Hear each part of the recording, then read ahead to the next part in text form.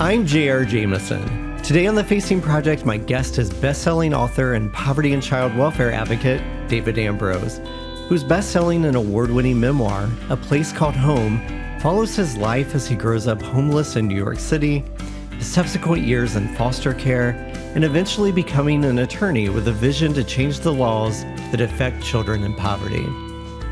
David's journey took him from the cold streets of New York City, often shifting between living with his siblings and mentally ill mother in shelters, train stations, low-rent apartments, and even a church closet, to entering the foster care system, where he was placed into homes that were not always the best fit for him, and some even abusive, to finding the right foster parents who taught him how to love and set him forth on a path to Vassar College, and eventually UCLA Law. Today, David Ambroz advocates for the change and supports he often needed as a child. Stay with us.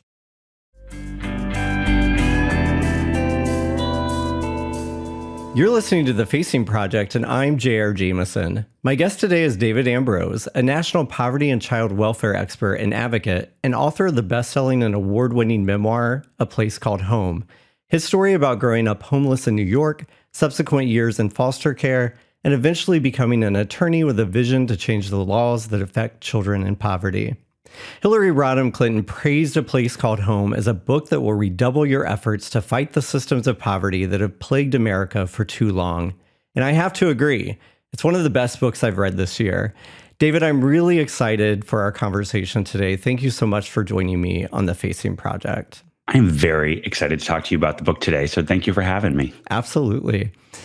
At the beginning of your memoir, the reader finds you on the cold streets of New York City right before Christmas. You're hungry, you're homeless, and you're 5 years old. You, along with your siblings, are being led by your bio mom to find a safe place to sleep for the night. Take me back to this moment in your life.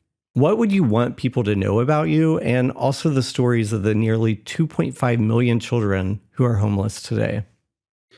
I started the memoir there because it's one of my earliest memories in my life. It was the night we were living at Grand Central and the cops came through to clean it up. And the it being people like me and my family, forced out onto the street. We had nowhere to go and no resources. And my mom was devolving in her mental health issues.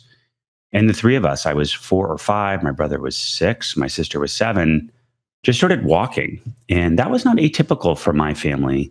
Like a lot of homeless families, we just wander and we have no destination except to be out of places where cops might be annoyed by us or owners of properties.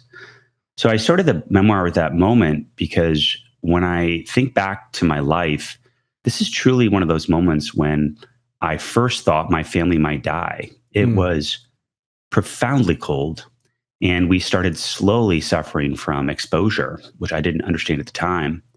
And I really thought my mom might lead us into a place unintended that we might not make it through the night.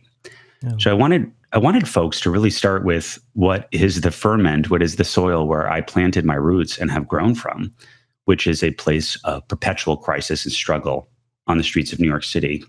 And I wanted you to feel what I felt and remember what I remember when I think back on my life. And you end up that night at a men's shelter. And I was kind of surprised by that when I read it at first. Here's your mom beating on the door of the men's shelter, let us in. And they do, and you get a cot. And were you scared? I mean, you were 5, right? What was going through your mind in that moment? I think folks may have a different concept of what it's like on the street. And at the time, back in the day, back in the 80s, early 80s, there weren't shelters for women. There weren't shelters for women and children.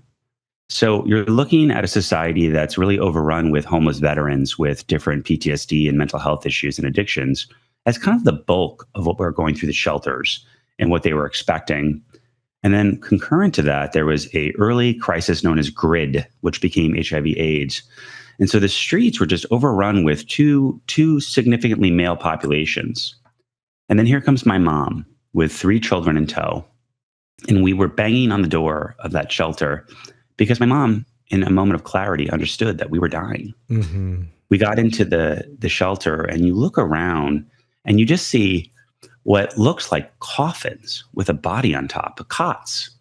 And I really, as a young kid, I was exhausted of being afraid, post fear. But what I really thought was these men must have had mothers that failed them as well. Mm. And my mom, in that very moment, again that night, sticks out to me. She taught me one of my most important lessons, which was, is this what you want? She asked the three of us before we fell asleep that night. And I had never really thought about the future. Poverty for me is never about the future. It just could not be if I wanted to survive the now. Mm-hmm. But it was the first time my mom had really thought and talked to us about the future. And in the question was an implication that I had a choice, which sort of led my mind to think, God, no, I don't want this. I don't want to live like this. I don't want to die like this, sitting here in filth and in my own urine. I didn't want that. So that night, my mom both ushered us into near death, but also ushered in my future, perhaps unintentionally. Wow. And this was a theme throughout the early chapters of the book where you do, move between being housed at some points to living in train stations, to living in a closet of a church at one point. And there were many tyranny of the moments that were happening throughout that. But when you were 11, you and your siblings decided to leave your mom for your own safety. They go first, and then finally you. You write, I feel like I have walked through and out of a fire, and in the heart of the flame was the fundamental break from my mother. I understand that to survive her, I have to escape her. Talk more about this moment and how it set forth the change path for you and your siblings. I was around 11, and my social worker decades later reached out to me on Facebook. At the time, the social worker I had. And she said, did you know, David, that in my entire 5-year career, you were the only foster kid ever to be happy to be detained? And in that moment, when I was removed from my mom's custody at my own initiation, I really thought I was saved. We had lived homeless, severe violence and deprivation, starvation, and also some adventures. Like growing up in New York City, not going to school for most of a decade was kind of a Harry Potter adventure in some respects. And my mom, as you read in the book, is also a loving person. So I don't want to give the impression that it was some sort of endless night, but she really became quite violent. And the situation we were in, homeless and then in shelters, it became unsustainable. And I really thought my mom might intentionally kill me. She certainly tried. And when I was around 11, I started realizing that she was going to, and it may not be what she set out to do, but she was not in control of herself. So we started sending off my brother first because he was the most vulnerable, the smallest, I would say, not emotionally, but physically the weakest. And then it was going to be my sister and then me. And I was the youngest, but I was perhaps the most durable, I would say. And O was my mom's caregiver. So we started that process. My brother went off. We stole a bicycle and we put him on a bicycle to leave Western Massachusetts to go back to New York because we thought that was doable for a. And how far is that again? I mean, I don't know, but it's, imagine from like Western Mass to New York. Like it's just an absurd thought. It's not just down the road. Yeah.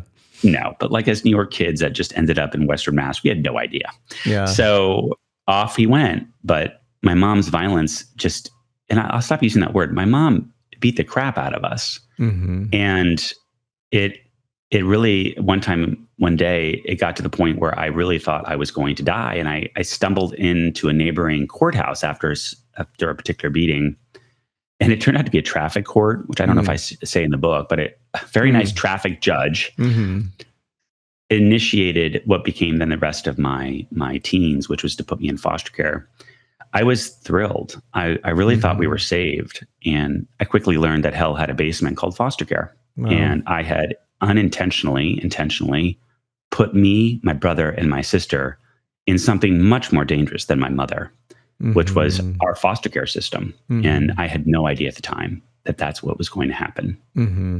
And in the time before you sought help and ended up in the foster care system, your siblings had been placed in foster care. Is that correct? Yeah. So what happened in that time period between when your siblings left and you were waiting, right, to do this? Theme of my life, the younger brother. So my brother and sister were placed together in foster care in kind of a traditional foster home. And I eventually, after staying at the office of the social worker and a hotel, was placed in delinquency. And at the time, the reason was very simple. I was placed in delinquency because I was quickly identified as what then was called gender identification disorder. Basically, I was gay, and they knew it. Yeah. So when you're put in foster care, you're actually ranked on, if you could think of it as a scale of 1 through 10, how complicated your case is, how challenging you're going to be as a child. And so automatically I was the highest rank because I was gay. So I might as well, it's the equivalent if I had a severe physical disability or was violent. And so they couldn't put me in normal foster homes. And I was placed in delinquency, and I lost touch with my siblings who were placed in a traditional home and kind of went on for a while together. And my experience was just so profoundly violent and different than theirs right away. But again, I credit it with creating the person that's talking to you today. The experience that I then had in that delinquency facility set me on a path, which ultimately led me to be a champion for queer kids. So I'm grateful for it, but it was a expensive learning. Yeah. And I want to talk more about that. So you write in the book, much like you just described, the social workers can tell that I'm gay. And it's a big problem. Gay is a dirty word, so the problem of where to place me is communicated in only the looks they exchange. It's in their coded language when they tell me they're looking for a place where I'll fit in. And you did end up in a juvenile delinquents center, and even though you had no record and had committed no crime, you were placed there, and you were taunted and physically assaulted, not only by other kids who were there, but also by the staff. This was in the 1990s. What has changed, if anything, since that time to increase standards and protections for LGBTQ youth in foster care? Of all the parts of the book, I find this, for me, probably the most hard to speak about. Going into the delinquency facility, I remember my social worker pulled over as we were driving onto the property. And it was after the first fence with barbed wire, razor wire. And she pulled over and she was very emotional. And she's like, "You don't belong here. I will get you out." And I never saw her again. Wow. And I remember I didn't understand. I was still in the belief that I was saved from my mom. I was the youngest kid in this facility by 5 years. And immediately, the staff and the other youth at the facility, who were all at least 5 years older than me, started attacking me, both verbally and physically. And, there's a story recently in LA where the sheriff's probation officers were caught on video setting kids up to have gladiator fights. Wow. This is 2025. Well, I can tell you that happened then too. And without proper supervision, we know what happens. And so I quickly experienced sexual assault and violence, mental and physical torture, just immediately.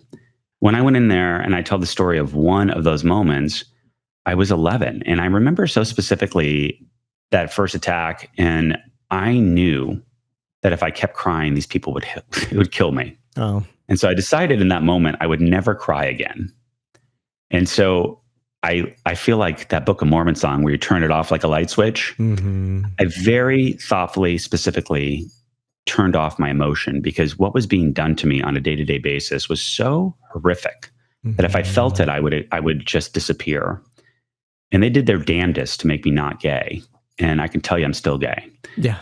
I have taken that entire experience. And one of the reasons President Obama recognized me as an American champion of change is because I took that experience and I worked for decades to disallow what's called reparative therapy. I call it violence. Yeah. that you can no longer do this to children in foster care in America. You cannot cure them and get it reimbursed by the federal government. It was part of a 15-year effort with myself and many other queer youth that experienced this. So what has changed? At least on the books, we are to be treated differently. At least on the books, we have rights. And I believe there's better scrutiny, and kids today, although it's not perfect, hopefully, and I do believe, are having a much better experience than I did going into a system that automatically was predisposed to, quote unquote, cure me. It makes me wonder about the current culture that we're living in, the current environment that we're living in, and so much fear and hatred being thrown around. And we know the stories are mirrors and they're windows. And according to the Trevor Project, positive representation and exposure to queer communities helps reduce feelings of social isolation and invisibility for queer teens. And it does help save lives. But we're seeing a rise again, right, in the vilifying of the queer community and this idea that any type of queer representation to youth should be banned. What do you say to these folks who feel like youth shouldn't have access to queer positive role models? So we're recording this in June, which is Pride Month. Happy Pride Month. And I posted something which was really the response from my friends, my kind of friends community. Not everyone on our social feeds are our friends, but we're friendly. I posted a little graphic that showed, it's a backed up fact, that 30% of foster kids identify as LGBTQ. Foster care is a queer issue. It is a LGBTQ issue as much as any other issue. So I will answer your question, but what I get a little flummoxed by is we sometimes as a community, left, you can call it the liberal community or left or queer community, all of the above, we tend to respond to the debate set by people who oppose our point of view. And I just get so tired of that tennis match. I want to set the terms of the debate, not respond to them. What's the solution? How about, I'm making up a number here, how about 5,000 queer people step up and foster? Yeah. How about we flood the zone with love, not with animosity? Instead of denigrating foster parents or trying to pass laws that guide what they can or can't believe, which maybe I support, how about you raise your hand and say, I'm going to foster, and I'm going to be an inclusive home. I'll accept my kid if he's straight, God help you, or I'll love them if they're not. We constantly are trying to be in this visceral debate. And I remember there was a case in Philadelphia last year that passed. Unfortunately, Philadelphia said you can't discriminate as a foster parent if you have a queer kid. That's very simplification, but more or less. And the Supreme Court said, no, Philadelphia, you can't do that. Wow. So there's no longer a prohibition on discrimination for queer kids. Crazy, right? Yeah. But when I was called by the national media to get on TV and be bombastic and annoyed by that, I didn't. I'm like, how about instead of us having that conversation, we lost. Now what are we going to do to help children? 30% of kids in foster care are queer. Yeah. How about we flood the zone with a couple thousand people that care? And I want to hear people's excuses about why they can't. Surely in this country, we have a couple thousand people that can raise their hand. So is it better? Absolutely. Can it be that? Can it be even better? Yes. And we have slowly put handhelds into the rocks of the edifice of our government, which say, you have rights, you have basic rights. That took a lot of work. Yeah. But I think as a queer community or a loving community, forget about being rainbow. If you're just a loving person, raise your hand and step up and do the hard work. Never mind us trying to change people's minds who are just not going to change. And I want to note too, that 30% statistic of LGBTQ youth, that is because they're often thrown out of their homes by their biological family, or they have to run away for their own safety, right? So it's not this weird, like, why are so many foster kids LGBTQ? There is a reason to that statistic, right? And so to your point, if more LGBTQ people or affirming straight people raised their hand and said, we want to create a good home for these kids, that would make a world of difference. See, you said it succinctly because you do this for a living. I could not have said it better. That is exactly right. We as a people are not safe. And you asked the question originally about what's going on in the national media. Kids hear the debate about our humanity every day. Mm-hmm. Should we have rights? Should we have access to medical care? Or should our parents be able to torture us? I'm sorry, take care of us in their anti-LGBTQ ways sometimes. We hear it and we know. And so kids run away from things that are unsafe, but they hear the national debate about our very humanity. And I am so tired of LGBTQ being the political issue that people can step on to advance their political careers. That said, children can't wait for us to solve that. We as a queer community need to make foster care and kids in delinquency as well, it's very connected, a central issue, just like gay marriage was. We need to understand that we have a whole generation of kids that are being slowly erased, and we can do differently and better by them. I want to talk to you about congregate care that you mentioned in your book. And you were saying at that time, there were very little supports and not enough thought given to race, religion, culture, emotional elements. And if somebody, identified as LGBTQ. Is this still true today in congregate care? Has it gotten better? What work is being done to shift this, if not? I'm sure that there is a tech billionaire listening to this. So I'm going to tell you my idea to solve it, and then I'll tell you the advancements we've made. Everyone probably listening is familiar with Tinder. Yeah. And I've always thought that we need some sort of better matching system other than desperation for a placement for a child, where kids and families can come together and be like, probably not a match. That there'd be a little more consideration and, dare I say, empowerment of the youth. To be part of that process, especially as they're older, to say, look, that is a home that is fundamentally not going to align with my values or who I am. Yeah. And it's not that it's just that, therefore, no, but it's a data point where the system, the social worker, the courts can say, this kid seems to have an idea about what works, what doesn't. Let's take that into account. But that can't happen when we're so desperate for placements. But I would just say overall, if someone's listening, we need to adapt Tinder for foster placements. But to very specifically answer your question, congregate care has made very strong leaps forward. We have done nothing but increase transparency, which has led to more news about some of the more terrible things that go on. And just so folks know, what is congregate care? Congregate care is essentially, you can think of it in your head as an orphanage or a home with many children, like 10 to 50, if not more. And quite often they're single-sex environments where kids are segregated from society. They're schooled at the placement. They're almost, in my experience, quite often, they have a lot of similarities to jail. That said, they're also sometimes the best placement for for some youth.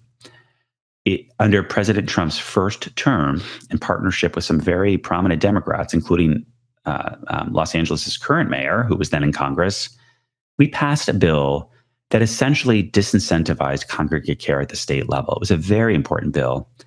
And what it said was very simple. Kids are better off with their families. It's just true. Yeah. So how do we help families avoid having their kids taken away? I think the number is a third of kids entering foster care are there because of neglect, which is a euphemism for poverty, which quite often in our country is a euphemism for racism. Yeah. You can't afford your rent, we're going to take your kid away. And we're going to spend 10 times that amount just to keep them in the system every year. So this law said, no, states, you can actually use your federal funding to preserve families. That meant a dramatic reduction in the need for placements like congregate care, and it disincentivized congregate care in the long term. And that has been such an important step forward. That was advanced not just by social workers or politicians, but by foster kids who are like, these placements are not good. Yeah. So I'm super proud of that movement. I've been part of it for way too long. But I don't want to give the impression that we shouldn't have any placements that are congregate care. Sometimes that is the best placement, but we should be highly scrutinizing them and making sure that the kids there are safe and have proper oversight, unlike what I experienced. I do want to go back to your Tinder idea that you have for kids who are not able to stay with their own families.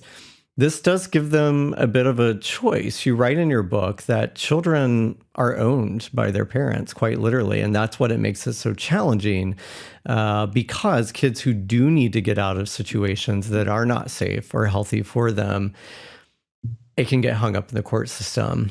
And this, I think your idea, what excites me about it, right, is it would give kids choice and also foster parents a choice to pick the right kind of fit for their family.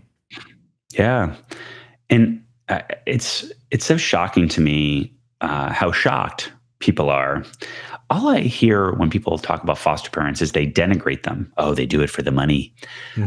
Or they talk about how crappy social workers are. And this, while the people making those comments have done nothing quite often.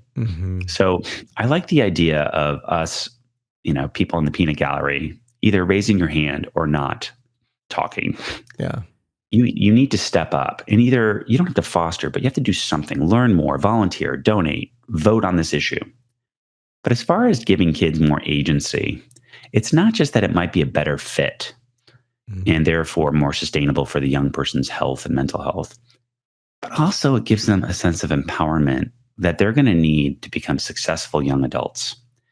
At 18 or 21 in our country, we emancipate children. That's the word. Emancipate. How interesting that we chose that word. And it truly, for me, felt like emancipation. We emancipate them. And I would just push your listeners, who I'm sure are hopefully, adults that have experienced being 18 at some point.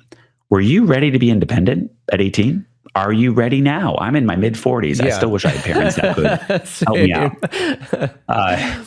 So why are we expecting kids who've been through incredible trauma at 18 to be independent? And this is one more building block to give them power and authority over their own future that will build the kind of tapestry of their personality and experience to help them become successful adults. I think it'll be a healthier environment. Now, again, it's a data point. It's quite often we just need a placement. And that is just the reality. I once asked my sister, Jessica, she's a social worker. I said, Jessica, what do you do for a living? She said two things. She goes, David, paperwork. I do paperwork, David. And then the second thing she said was, I feel like Airbnb. I'm just calling for a bed. I just need to find a bed. And what if my sister could do social work instead of just desperately trying to find a placement? I think there are technologies and things that not only help the young person, but help all the people in the system that all we do is denigrate, do the job that they're trained to do. So I do think technology is something. And if you give me the grace, one more little, I'm trying to get an op-ed placed right now. And the op-ed is about DNA. I, through my 23andMe and Ancestry, submitted my DNA, and I found my biological father. Oh, wow. I wondered about that while I was reading. Yeah, and I'm going to be circumspect because I'm going to write something about it. But what if, and it took 3 days once I submitted the things, what if foster kids in the system were given that power? If you as a listener or you as a host here, what if you knew you had a first cousin or a child you didn't know about? Would you let your kid languish in a system, or would you get involved? Yeah. Imagine if 3% of the foster kids in the system found a family member. Again, technology, which is we're going to keep technology away from child welfare. Why? Let's put it front and center and integrate it as a solution. So yes to Tinder for matching foster parents with foster children. Yes to DNA. Yes to giving my sister 21st century technology to find beds instead of dialing. Yeah. She might as well be with a mimeograph. Let's go, America. We can solve this. Yeah. I love these ideas so much. I think there's so much potential there. I do want to rewind us for a moment back to the 90s, because you did find hope. You were eventually placed. You had gone to, right after you were in this juvenile center and bounced around a bit. You did actually end up with your siblings at a placement that was not really a good fit for any of you, to be quite honest. But while you were there, you met Holly, who was the counselor of a camp where you were a junior counselor one summer. And she took you on a field trip to Provincetown, which for those listeners who don't know, Provincetown is kind of a gay hotspot on the East Coast. And that's where you saw your first real positive examples of gay people living their lives. And Holly gave this affirmation in a subtle way that it was okay to be gay. And Holly ended up becoming your foster mom. So in some ways you kind of had choice, right? You asked her to become your foster mom. What did this mean to you, and how did it help give you hope that she gave this affirmation and also eventually became your foster mom? You know, I think a lot about who we are as a country, as a people. And Holly and Steve are the embodiment of something to me, which is what it means to be American, truly. Holly and Steve were, to put it generously, working poor. You know, she worked at the Y. He was a contractor, a painter. And they didn't look around and wonder who was going to help this severely abused boy. With no resources, they got a lawyer. And they tried to get me out of the abusive foster homes and delinquency facilities that I was in. They got a lawyer for 2 years after Holly met me, fighting. I had no idea.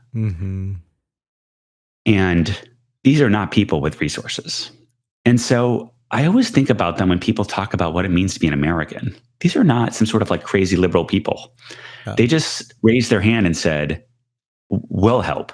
And that is, to me, the embodiment of the American spirit. I always think about 10 years before I was born, we went to the moon. We did that. We didn't outsource it. We didn't have computers. It took a decade.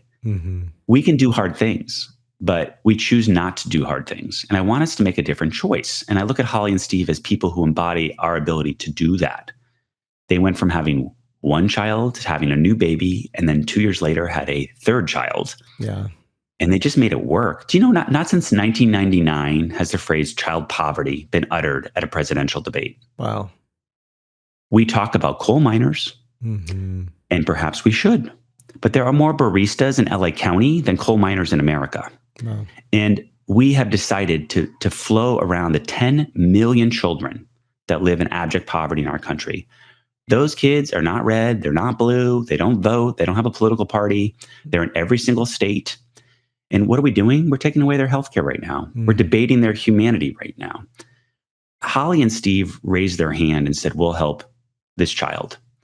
And so when I think of Holly, I am so fortunate that I met her and Steve, my quiet, from New Hampshire, Yankee dad. Who taught you to drive. Who taught, doesn't tell the story of the book, but he was teaching me to drive on his, if listeners remember Datsun, before Nissan became Nissan, it was Datsun. He had this truck with no power steering. It had rusted floors. I could see the road. And he's like, you're going to learn to drive on this truck. And I was like, God, but thank you. So I ran over the mailbox when he was teaching me, and I thought he was going to beat the shit out of me. Sorry. I thought he was going to really beat me up, because that was my experience with men and adult men. And instead he came over. He always had a cigarette hanging out of his mouth. He's like, are you okay? And I was in that moment, and that very simple question was really one of the first times an adult male expressed love in the way that he did, because he knew what I was thinking. And so Steve and I are super close. You're watching me in my office, which Steve painted. He painted the entire inside of my house to welcome me to my home. So I'm surrounded by his love every day. Holly and Steve were everything.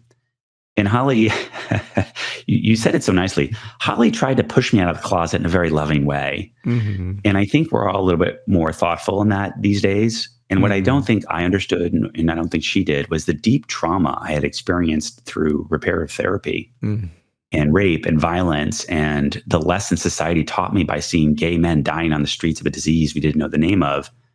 All of these lessons were so traumatic and violent. And I literally have scars that I I wasn't ready. I didn't understand it. And even though it was a positive image, it was a house that was trying to be built on quicksand because I was so traumatized by what had happened up to that point that it would be decades before I was okay and ready to come out. This is a memoir about childhood poverty and homelessness in the foster care system, but it's also a memoir about perseverance. But it's also a memoir about mental health. Many of the things that you were just talking about having to overcome, but also the mental health of your bio mom. And we know this from the very start of the book. It's a theme that you wove throughout and central to the story, and we see her conditions worsen as the book goes on. In a later chapter, you write, I wanted and still pray more than anything to be able to reach into her mind and quiet the voices, to meet and love the woman that they destroyed. Mental illness is a thief, robbing the victims and their families relentlessly and without remorse. Talk more about this connection between homelessness, mental health, and the foster care system. What's something about this connection that needs to be better understood? You're really picking the emotional gems in that book and making me tear up here. Sorry. I hadn't heard that in a minute. I hadn't heard that in a minute. That's the image I have of my mom. Sometimes I see, like it's a cloudy day and sometimes the sun peeks through and you're just, you bask in it for a moment. I felt that from my mom. She would, from my earliest memories, she would, in addition to everything, violent, she also would say to me things like, you're going to be a Supreme Court justice. Or she's like, hug me. What am I, chopped liver? Right now I'm doing something I'm calling the I Million Love You Challenge for my infant son. I want to say I love you 1,000,000 times before he's 18. And I think about my mom who said, I love you all the time. So I would have these glimpses of who she probably would be. But what happened instead is my mom, from her earliest age, when she first started exhibiting symptoms of schizophrenia and other issues, was pushed aside and denigrated and dismissed. And it was just one struggle after the other. And we don't have a system designed to support people suffering from mental health of any sort. And even if you go on into homelessness not mentally ill, very quickly you are going to have issues because the streets it's not about when you're going to get hurt. It's not about if, it's about when. And it's about how you're going to quickly recover. And that kind of constant state of alertness and fear exacerbates any underlying issues. Now, my mom went onto the streets with already existing mental health issues, but it only got worse and worse and worse through the stress of the way we were living. So I think in our society, if we ignore children en masse that are living in poverty, I think the next biggest issue is mental health. And what's so unfortunate is we don't support families that are trying to help their family members with mental health issues. We decided in the 80s to shut down mental health institutions, and perhaps we should have. But the backside of that promise was never fulfilled, which was to have community-based, very available mental health services. Instead, we deinstitutionalized millions of Americans to the streets where they have just devolved. And we're starting to turn that ship, I would say, around. We're starting to talk about mental health, but it's still a scarlet A. It's still a shameful thing. We still, how many of us actually admit that we're on psychotropic meds to deal with depression as a common conversation point. We'll talk about sports till we're blue in the face, but we won't talk about the things that really affect our lives. So it's gotten better, but with my mom, she will never be cured. She will perpetually be in a fearful place where the delusions she suffers from are her reality. I think if readers or listeners read the book, I open the book with a dedication to my mom who taught me to forgive and to conquer one impossible thing at a time. And the forgiveness came because if I did not forgive her minute by minute, hour by hour, day by day, year by year, I would have lost my mind. And I had to start thinking of her violence as a symptom, much like if a woman got breast cancer and she lost her hair through chemo or got sick, we wouldn't be mad at her. But because my mom's symptom is not baldness, but violence, we condemn her and we shame her. So I had to start thinking of my mom truly these things as symptoms she could not control, but that really affected my mental health. And then Mhm. layering on top of that, just the profound inventiveness of people for being cruel. And sometimes that cruelty was just the public indifference of my condition. Mm. It led to decades of trying to dig out of that pit. But I did. And now I'm Mhm. trying to change the way that we deal with mental health, especially for kids in poverty, but also for families trying to help a family member. Mhm. And you still talk to your mom, which was one of my big questions I had before we started recording today. And you shared that you had just spoken to her before we got on Yes, I onto did. this interview.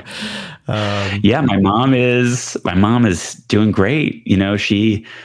My mom is quite the character, and she credits the fact that she has a very grumpy lawyer for a son, which is me, for getting her the services and benefits she's entitled to, and she's stable and she's getting medicated, and Mm, she wouldn't be what we call normal, mhm, but she is stable. She's not cycling in and out of emergency rooms. She's not calling in bomb threats. She's not, causing all sorts of issues and ruckus. She's in assisted living, mm. watching daytime TV and HGTV and reading books and eating soft foods. And she's a hoot. Yeah. Um, and it's what happens when you have, a system that provides basic services to a Mhm. person. We can make a choice, I think, as a people, both economically and morally. We can choose to make the smart financial decision to just pay basic services for her instead of having her spend hundreds of thousands of dollars in emergency rooms. Mhm. And then morally, it's always people just clutch their cross and talk about their Christianity or talk about their faith, but we have millions of Americans that need us to care. And then we elect folks that just dismantle a very insufficient already safety net for children Mm, and vulnerable people like my mom. And I mhm, don't understand that juxtaposition. We we can have a different moral choice. We can take care of vulnerable people, regardless of your faith or lack thereof. It is the moral stain of our time that we have 10 million children living in poverty. 1 out of 4 American kids are starving. Starving. well, What are their parents eating? mm, So we are making this decision. Other than the laws of physics, I've always thought of everything as a choice. mhm, Everything is a choice. Child poverty is a choice. It's one we're making together as a people, as a country. And I truly believe we're better than this. We are. You see it every time there's a disaster. We just need to manifest that all the time. Sometimes child poverty and issues like mental health become white noise, mhm. unremarked and unremarkable. But we really have to stop and look at it and go, no, we're better than this. And I think all of us are, regardless of your political persuasion, Mhm. we're better than this. And I want us to act and have our laws and our electeds reflect that. Mhm. And I want to talk about advocacy. When you were in high school, you get the awesome opportunity to go to DC and advocate for the Chafee bill that was written to provide supports to help foster care youth successfully transition to independent living. And it was passed in 1999 and signed by President Bill Clinton. What did this teach you about advocating that listeners might find helpful to their own causes or the cause we were just talking about around childhood poverty? It taught me a lot. It taught me lessons that took decades to blossom. I write in the book about an interaction I had with a congressperson's spouse. I was advocating for the bill, and I interacted with this individual who was very wealthy, and I was a teenager. I had been plucked out of a delinquency facility and sent to DC with almost no training, and I was told I was there because I quote sounded white, Mm, and I would be sent to talk to, I didn't understand the term at the time, but Dixiecrats and mhm, Republicans, conservative folks. And I did. I spoke to all of the big Republicans and Dixiecrats at the time. But this one interaction taught me something. I was so angry, and I responded in anger, in righteousness. And this elected person, who I was basically yelling at their spouse, said to me, "You can be right, or you can win." mhm, And it is a lesson that has like echoed with me. Change is hard. It probably should be hard. mm, Um, Educating people that foster kids at 18 needed more support and not just to be thrown off a cliff. was really hard. It seems to make sense to me, just intellectually, but that doesn't matter. People have different ideas, and you have to do the hard work of organizing, persuasion, and it is hard, especially when your life is the thing being debated or discussed. It always boggled my mind. I'd sit there and talk to people who were parents, and I would just say basic things like, at 18 in America, you are thrown out of foster care, regardless if you have any money. Are your kids ready to be independent at 18? And they'd be like, of course not. I'm like, well, these are your children. We as a society have removed them from their home. Shouldn't we just give them a little bit more time to get their stuff together? Maybe 20, maybe 21. I wanted 40, but no one would listen to me. So it was really emotionally hard to listen to people ignore reality, but look where we are today. That said, the work of organizing is hard. I would encourage people to go local. In my book, as you mentioned at the front end, Secretary Clinton's comment about my book being I call it a memoir with a mission. There are concrete ideas you can do locally. And I'll give you just one quick example about organizing and politics, what it taught me. We still in this country emancipate most foster kids to homelessness at 18 or 21. Still. Wow.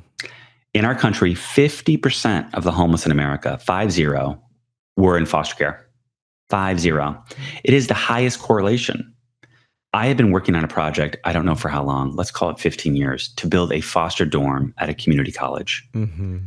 What if we 8 of these in the country and we've turned off that pipeline? We can build a building, America.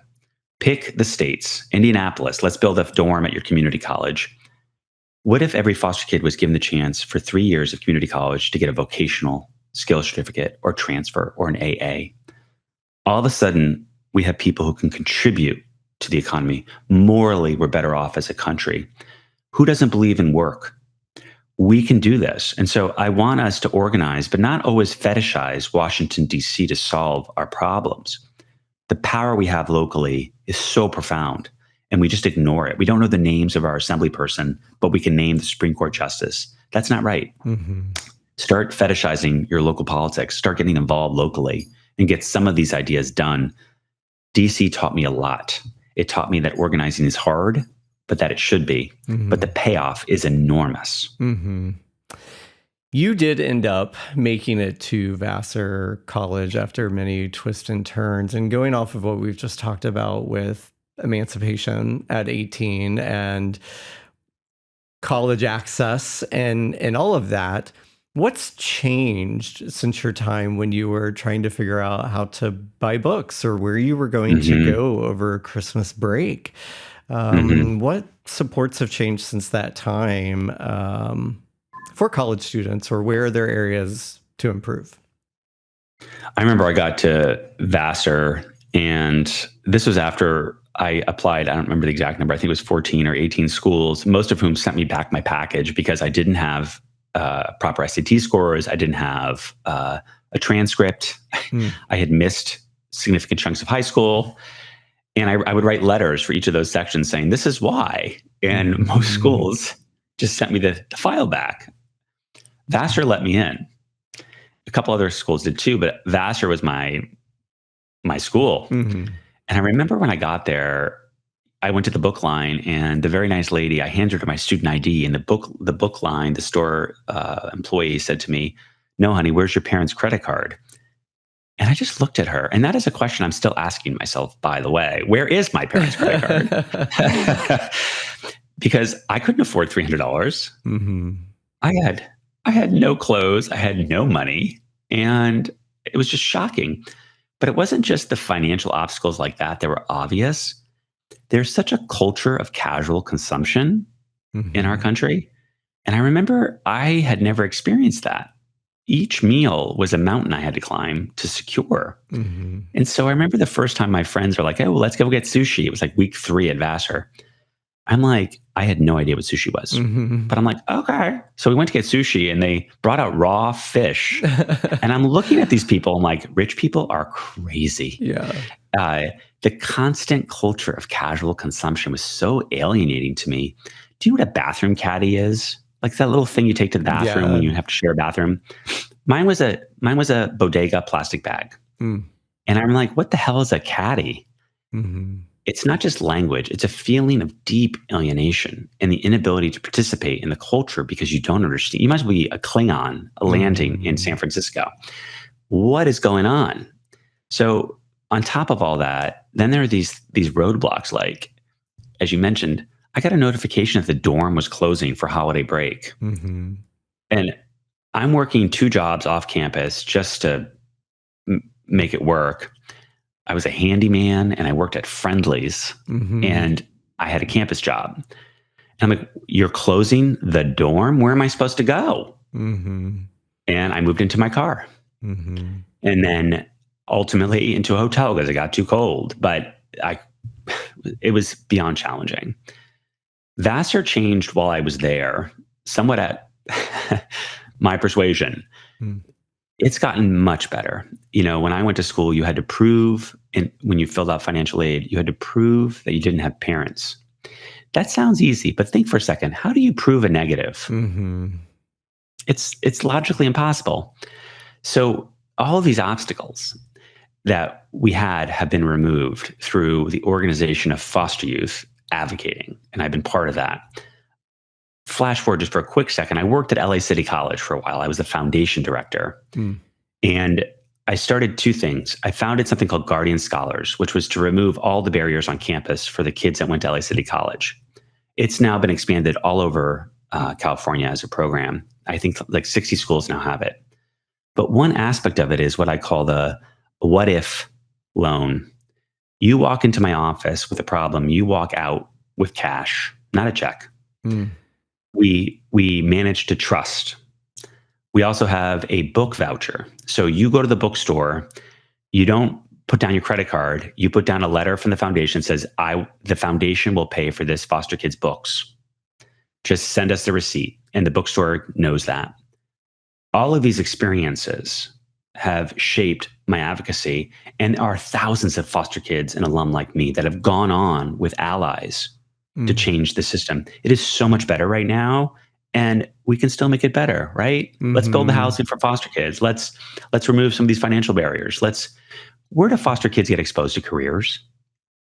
I think about all the time. I want to start national Take a Foster Kid to Work Day. Not your foster kid, a foster kid. Go find a nonprofit, take them to your radio station to record with you.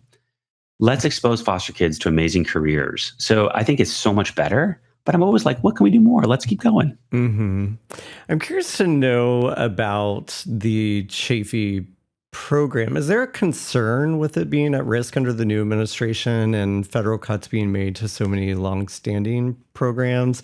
Or are there perhaps glimmers of hope?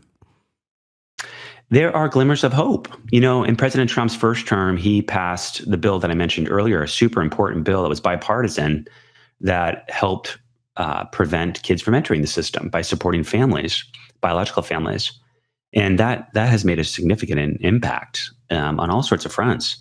This time around, we have been very fortunate. You know, the First Lady, this is one of First Lady Trump's issues. She is, declared that foster youth and foster care is something she's quite passionate about.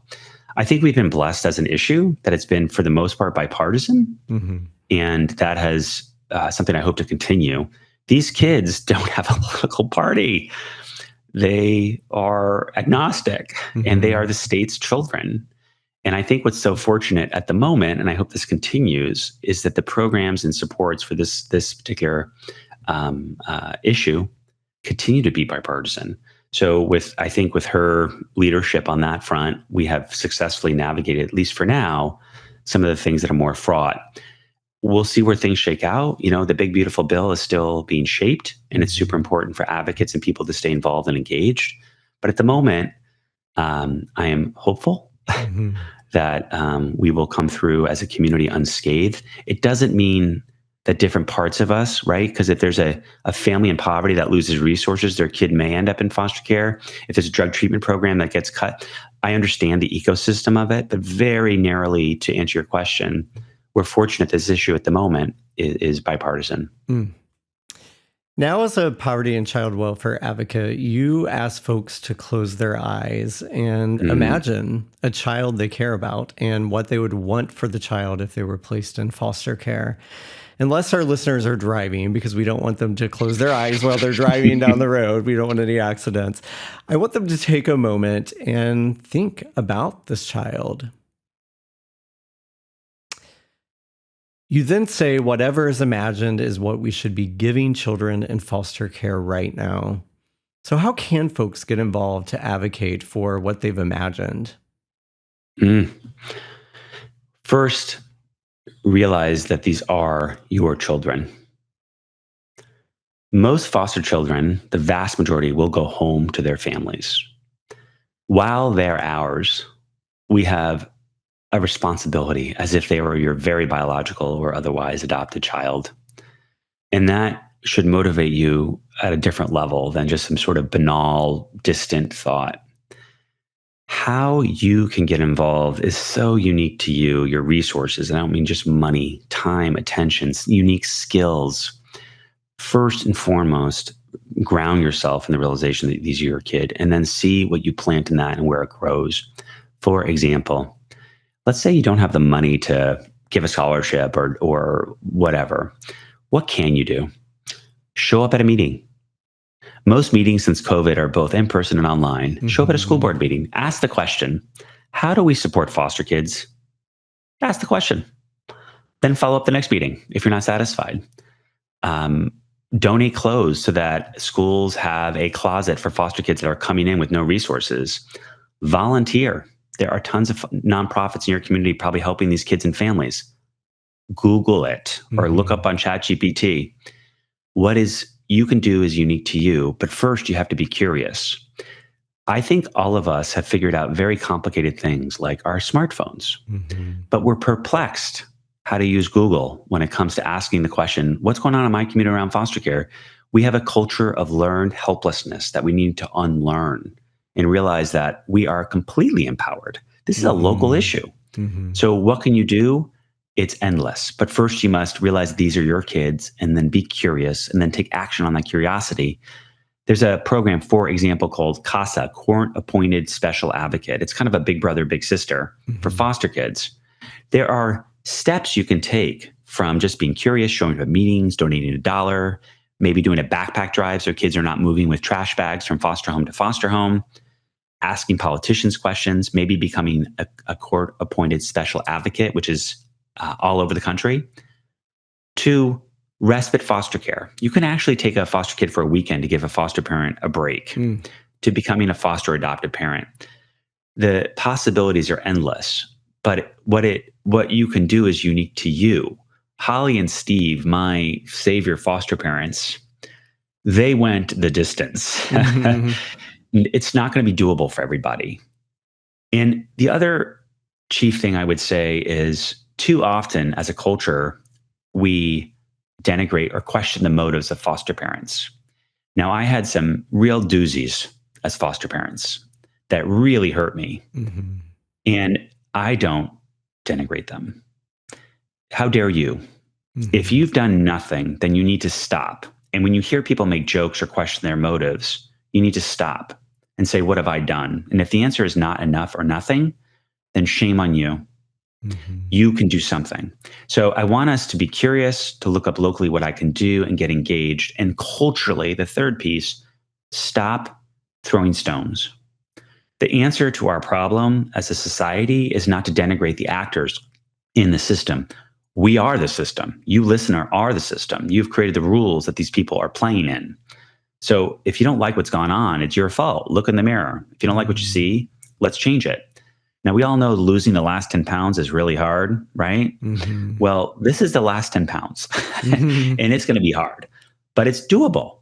But it's doable with discipline. So I would say those kind of are things that I would encourage people when they close their eyes and open them again and decide what first step to take. Take the step. Again, other than the laws of physics, everything is a choice. This is a choice we're making, y'all. And I want us to make a different choice. And you're now a foster dad. What's it like to be in that role? I am a foster dad and I have a biological child. So I just welcomed my foster grandchild, my foster Congratulations. child's baby. And that has been both made me feel like an ancient walking amongst the earth. I won't call you grandpa. I'm going by Opa. Okay, Opa. It's how I identify. I to see this young man who came to me when he was so young, and he's married, he's got a beautiful career, he has a PhD from Cornell, and his wife is amazing, and he's got a small business. Like, to see him fully blossom is one of the biggest rewards of my entire existence. And he's got brothers that I also support, but not necessarily as a full-time foster parent. One of them recently needed to move home to my home. Mm. And so I can hear him upstairs. Mm. I now have a young 20s foster brother of my foster son, or brother of my foster son, living with me. And he's an absolute delight. And to see these young men come along on their journey as they kind of navigate the issues that I experience is pretty profound. And it is so meaningful. I will tell you, I never intended to do any of this. I thought I would avoid parenthood and retire at 50 with all my money. Instead, I feel like Mother Goose, and it's the best thing I ever did. I think seeing the journey these young men have gone on and realizing that not just policy-wise, but with individuals, I've been able to pay it forward. Nothing was given to me, but the life I was able to carve out of very resistant stone and then pay it forward is so rewarding. Like, just seeing them, if my foster son doesn't text me almost on a daily basis or call me or send me pictures, I get emotional, and he knows it. It's beautiful. It renews me. I feel like sometimes like I'm a solar panel, and these children are my sun, and they renew me. And I had no idea I needed it or wanted it, but it's been profoundly healing and beautiful. And I think they would agree. Near the end of the book, you're an adult, and you find yourself back in Penn Station, where you spent many nights as a child, and a boy around 10 years old asks you for $1. In some ways, this was like a full circle moment. Looking back to where you were at 10, all the way to where you are now, what would you say to younger you about the future? Oh my goodness. Another gut punch you. I look around our society and I see most people are sleepwalking. We have a nation of crooked necks looking down, endlessly scrolling, unaware of what's going on around them, comparing our lives to those online, finding our lives deficient and feeling bad about ourselves. We flow around issues like 10 million children living in poverty as we look up fun recipes. I was unfortunately blessed from birth to be pulled from the matrix, to be slapped awake and forced to look up and see the world as it is and survive it. I am so grateful for that experience. I would not change a thing, but I would apologize to that young person, because what I went through between 10 and adulthood was an experience that no one should ever experience. People ask me all the time, what made you different? How did you survive? And I think the idea is, if we can identify it and shape it and understand it, we can apply it. The true answer to that is a brutal existence for most of that time. And we should not want that for any child. I would write a letter of apology, but also foreshadowing and letting that young person know that you're going to have the most beautiful life, that you are going to find meaning every day of your adulthood, that you are going to love when you wake up in the morning, every single day. And that, I think, is unique, but you are going to pay a price for that. And I'm so sorry for that, but it will be the end. It'll be worth it. What's something new that you're working on now? Anything you're excited about that you can share with our listeners? What's the next part of your journey?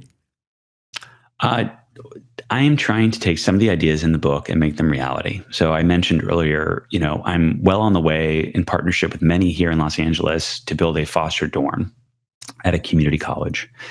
We were able to organize, make it part of a bond, and it is well on its way. So I want to help us understand that there are real solutions and then work in this time to make those solutions reality. The other piece I've increasingly become interested in is just the state of mental health. I am no mental health expert, but what I have seen is the outcome, and I am an expert in the outcomes of when we don't deal with issues. Mm-hmm. And I personally experienced those as both a caregiver for my mom for more than 20 years, as well as my own needs. So I want to get engaged and involved on this issue, and really with the same thing as my memoir is to help shine a light, not on the tragedy, but on the beauty and the complicated nature of these things. And I want to lift up that issue more without stepping away from the current work I'm doing. So to put it more plainly, I hope to share more stories around mental health and tell more stories around that so that we can, again, have a conversation. I don't need anyone's pity. No one with struggling needs anyone's pity. We need action. How do we move people from empathy to action? Mm-hmm. And I hope by showing ideas that actually can change things and shining more lights on stories around this other topic, we can begin to really move toward the beloved country that we are. Mm-hmm. If someone's listening to this and they say, yes, I want to take action, what do they do? What's the best way for them to get involved, either if they want to explore being a foster parent or get involved in some of the initiatives you just spoke about? It's great. And I hope people do. And I have heard throughout the last, since my book's been published, about people doing that. Don't give up. So first of all, that emotion is going to be, like you feel so good after you work out, but you have to go back the next day. Mm-hmm. So realize that it's going to be something you're going to have to guard. Unlike a New Year's resolution, every day you're going to have to revisit it. So what can you do? Again, it's unique to you. So first, go local. Mm-hmm. What's going on in your community? So you're going to have to information gather. You're going to have to understand what's going on. In every nook and cranny in this country, there are amazing nonprofits, religious institutions, governmental agencies doing really important work.